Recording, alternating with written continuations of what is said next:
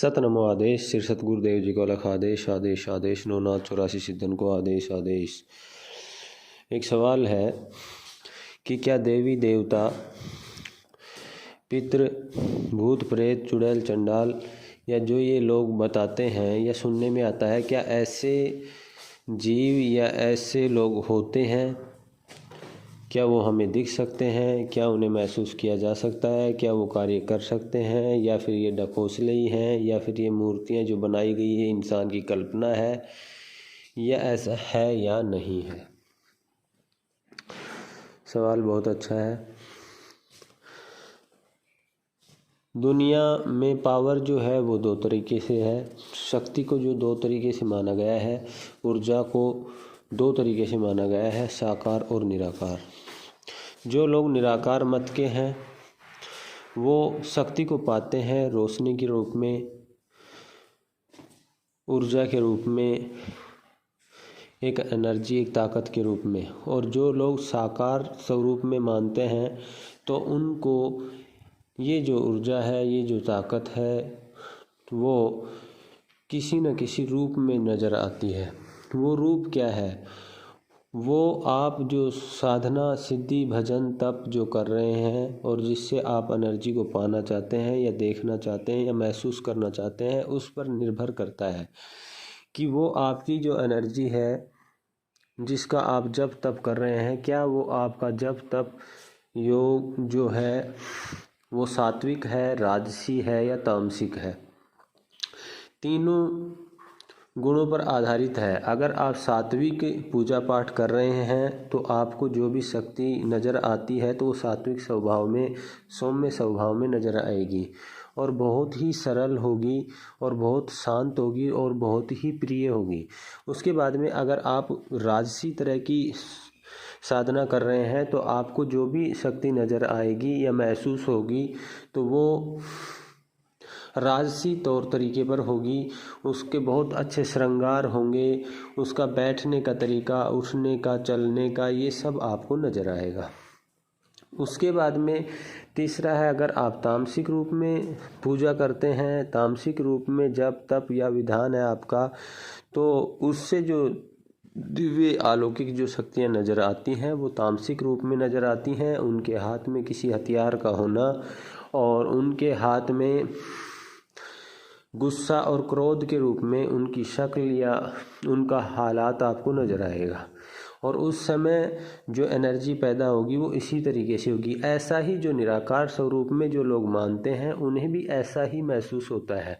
जो लोग निराकार स्वरूप में मानते हैं तो उन्हें जो रोशनी नज़र आती है, जो रंग नज़र आता है, उस रंग से ही उन्हें महसूस हो जाता है कि शक्ति जो नज़र आ रही है वो किस तरह की है। जैसा कि अगर उन्हें काले रंग में कोई रोशनी नज़र आती है या अंधकार नज़र आता है या जैसा काला अंधेरा सा छाया नज़र आता है तो उस समय तम है, और जिस समय सफ़ेद या चमकदार रोशनी नज़र आती है तो उस समय रज है, और जिस समय गैरवा कलर की कोई रोशनी नज़र आती है तो वो सत है। और विभिन्न तरह के कलर नज़र आते रहते हैं जिनके द्वारा हम जो ऊर्जा बन रही है या जो ऊर्जा क्रिएट हुई है या ऊर्जा जो हमारे सामने आ रही है तो उसका अनुमान लगाया जाता है। ये एक बहुत ही गहरा विज्ञान है जिसके बारे में जानने के लिए किताबों से नहीं, कहे सुने से नहीं, सुनने से नहीं, खुद को प्रैक्टिकल करना पड़ता है और खुद को मेहनत करनी पड़ती है और खुद को देखना और जानना पड़ता है। लोग कहते हैं कि प्रलय आएगी, एक दिन ऐसा आएगा कि सारी सृष्टि तहस नहस हो जाएगी। होगी या नहीं होगी वो बाद की बात है, लेकिन विद्वानों ने क्या कहा कि आप मरे जग प्रलय। जिस दिन तू खुद मर जाएगा, तेरी तरफ से, तेरे इस शरीर की तरफ से, इस ढांचे की तरफ से तो प्रलय आ चुकी है, क्योंकि ये खत्म हो गया है। तो जब तक आप खुद किसी कार्य को नहीं कर लेते या खुद उसका अनुभव नहीं कर लेते तब तक आपके लिए वो कुछ भी नहीं है। आप उसको आडंबर, ढोंग, पाखंड, दिखावा या लोगों को बहलाने फुसलाने का एक तरीका या फिर आप कहेंगे ऐसा होता ही नहीं है, ये इन लोगों की कल्पनाएं हैं, कुछ भी कह सकते हैं। लेकिन अगर आप इसे जानना चाहते हैं तो उस मत के, उस पथ के गुरु से संपर्क करें और उससे मिल करके और उनके बताए रास्ते पर चल करके साधनाएं करें और उसे महसूस करें। उनके बताए जप तप योग और जो विधान है उनको माने और मान करके आप करके देखें। लेकिन करने से पहले ये बात ज़रूर है कि योग्य गुरु का होना बहुत ही ज़रूरी है। अब ईंट उठाओ और नीचे से गुरु निकल जाता है, तो वो नहीं कि कोई भी कह दे कि मैं ये सिखा दूंगा या ये कर दूंगा, फिर उसके बाद में बहुत सारे लोगों को निराशा हाथ लगती है, जो फिर बाद में विमुख हो जाते हैं और कहते हैं नहीं ऐसा कुछ नहीं है, योग्य गुरु से मिलें और मिलने के बाद में आप उसका अनुभव करें। आपको हकीकत है कि आपको अनुभव होगा, 100% होगा, इसमें कोई दो राय नहीं, कोई धोखा ही नहीं, कोई झूठ नहीं है। सनातन सभ्यता और संस्कृति जो है वो बहुत ही गहरा ज्ञान है। और जो ये भूत प्रेत चुड़ैल चंडाल देवता यक्ष यक्षिणी बैताल, ये जो सभी बातें सुनते हैं, ये सूक्ष्म मंडल की शक्तियां हैं। इनके लिए हमारे को एक दिव्य दृष्टि की ज़रूरत है और वो दिव्य दृष्टि जो है हमें पहले अपने आप में उसे तैयार करना होता है और वो बगैर गुरु के उस दिव्य दृष्टि को हम पैदा नहीं कर सकते हैं, उसे जान नहीं सकते हैं और उस ज्ञान चक्षु तक हम पहुंच नहीं सकते हैं, उस तीसरी आंख तक हम जा नहीं सकते हैं। और जब तक वहां तक हम नहीं जाएंगे तो इन चीज़ों को हम देख भी नहीं सकते हैं और महसूस भी नहीं कर सकते हैं। तो उसके लिए योग्य गुरु से जुड़ें और ऐसा नहीं कि बिना सोचे समझे ही बगैर जाने ही हम किसी को सच या झूठ थोप दें, कह दें कि ये सच है या ये झूठ है, ये ढोंग है या पाखंड है। पहले उसे जान लेना, उसके बारे में अध्ययन कर लेना, उसके बारे में रिसर्च कर लेना और उसके बाद में कह देना चाहिए। बहुत सारे लोग जो हैं वो ये बात कहते हैं कि अगर आपने ये चीज़ पैदा की है या आपने ये चीज़ पाई है या ये आपने देखा है तो हमें दिखाइए, हमें दिखाओ आप वो कैसे है कैसे नहीं। तो अंदाज़ा लगा करके चलो, जिस आदमी ने 5 साल 10 साल 15 साल 20 साल मेहनत करके दुनियादारी को छोड़ करके सभी चीज़ों से दूरी बना करके और अपने आप को तपाया है, अपने आप को योग बल के द्वारा उस योग्य बनाया है, बहुत कठिन परिश्रम उसने किया है और फिर उसका अनुभव किया है, तो मतलब वो आपको फ्री में करवा दे या वो आपको मतलब ऐसे कह दें, आप थूक उसके साथ में जा करके और अपने मुंह में थूक बिलोएं और कह दें कि ये मुझे दिखा दो और जब मानूंगा तू मान या ना मान, वो तेरे से सर्टिफिकेट लेने के लिए उसने ये मेहनत नहीं की है कि तू उसे सर्टिफिकेट देने के लिए आएगा। कहने वाले को ये सोच लेना चाहिए।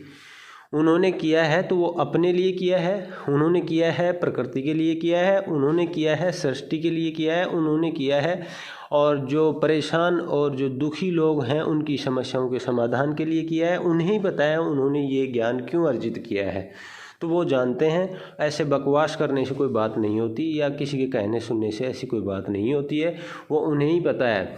लोग सोचते हैं कोई आदमी जिसने बहुत मेहनत करके किसी चीज़ को अर्जित किया है तो वहाँ जा कर के मोल लगाते हैं, उसकी कीमत लगाते हैं या फिर कहते हैं कि फलां आदमी जो है वहाँ हम गए थे, उसने हमारे से 10,000 मांगे, 20,000 मांगे, 50,000 मांगे। आप ये देख करके चलें, अगर आप किसी कार्य को करवाना चाहते हैं या करना चाहते हैं तो आप ये सोचें कि वो ऊर्जा किस तरीके से तैयार की जाएगी, उसे सोचना होगा।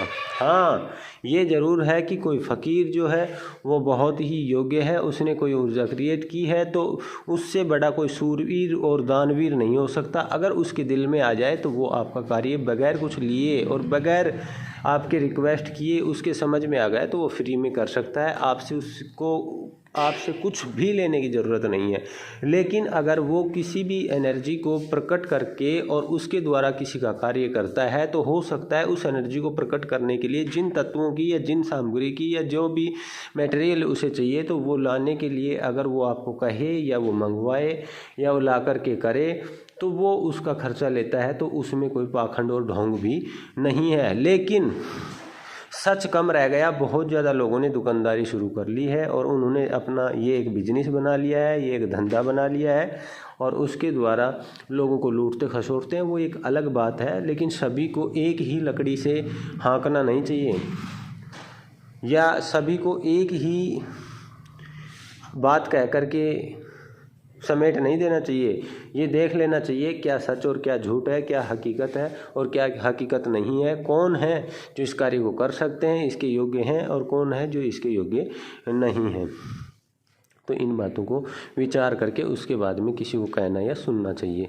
ऐसे ही नहीं, सब कुछ होता है जो आपकी कल्पना में भी नहीं वो भी है, जो आपने कभी सोचा भी नहीं है ऐसा भी है, जो आप कभी सोच भी नहीं सकते ऐसा भी है। लेकिन वो जब होगा जब आप उसकी तरफ जाएंगे या कोई आपको चेताएगा या आपकी उसको ज़रूरत पड़ेगी।